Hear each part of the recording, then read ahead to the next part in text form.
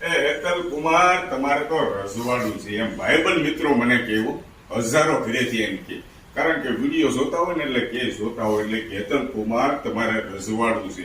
હેતલ કુમાર ઘણી વાર રેસીપી વાળા વિડીયો બનાવતા ને તો આ બાઉલ મૂકેલું છે, તમને આમાં શું વાંધો લાગે? જો કાંઈ છે વાંધો? આ બતાવો, આ કેમેરો કરો, કાંઈ તમને વાંધો લાગે છે? કાંઈ છે વાંધો? નથી ને વાંધો. પણ હવે તમે જુઓ, આ હેન્ડલ છે ને, હેન્ડલ આ કેટલા ટાઈમથી તૂટી ગયું છે? અઠવાડિયું છે તૂટી ગયું. હેતલ કુમાર તમારે તો રજવાડું છે. એટલે અઠવાડિયું નથી થયો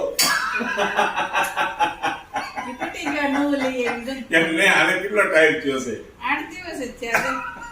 તોય હાલે છે ગાડી, તમે આમ જુઓ. તો હાલે જ તે. હે આમ હોય, હવે આમાં શું ખબર પડે? હવે આમાં શું શરમ રાખવાની? આ કદાચ અહીં ન હોય પકડવાનું તો આપણે આમ એક બાજુથી આમ પકડી લઈએ. જો આમ આમ હાલે જ હાલે. હા, એમ બે નીકળી જાય ને આમ પકડું જરા. બુદ્ધિ તો તમારી હો. અને આ છે ને દોસ્તો નવું લઈ આવ્યા છે. જો હવે મારો થોડોક આમ સુખનો સૂરજ ઉગતો હોય ને એવું લાગે છે ધીમે ધીમે. હજી એ રજવાડું છે નહીં પણ ધીમે ધીમે રજવાડું થાતું જાય એવું લાગે. તમે લાઈક કોમેન્ટ કરવાનું ચાલુ રાખો એટલે હા સમજી ગયા દોસ્તો. જો આજ મારા માટે અત્યારે બને છે ભાઈબંધ મિત્રો સરસ મજાનો હાંડવો. અને ઘણા ખરા મિત્રો એમ કહે છે કે આ તીનના તપેલા ન લેવાય, એનું એ બાબતે તમારે શું કેવું છે? તીનના તપેલા વરામાં તો બધા તીનના જ વાપરે છે. આ લગ્ન પ્રસંગમાં આવડો રીંગણનું શાકનો ઓલો હોય આપણે ઉત્સવ, રીંગણ ઉત્સવ, એની અંદર શાક ઉત્સવ જે હોય એની અંદર તમે જોજો તીનના તપેલા જ છે.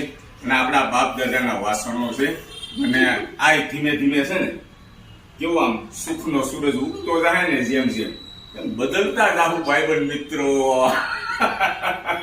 તમે ખાલી લાઈક કોમેન્ટ અને શેર કરવાનું ચાલુ રાખો એટલે આ તમારો મિત્ર ફટાફટ આગળ વધે. તમે આમ જોઈ આજે ખાવાનો છે સરસ મજાનો હાંડવો દોસ્તો, એના માટે તૈયાર થાય છે. જુઓ, જોઈને મોંમાં પાણી આવે. હમણાં સરસ મજાનો હાંડવો પણ તમને બતાવી દઉં દોસ્તો નેક્સ્ટ રીલ ની અંદર. ચાલો બનાવવાનું ચાલુ કરો.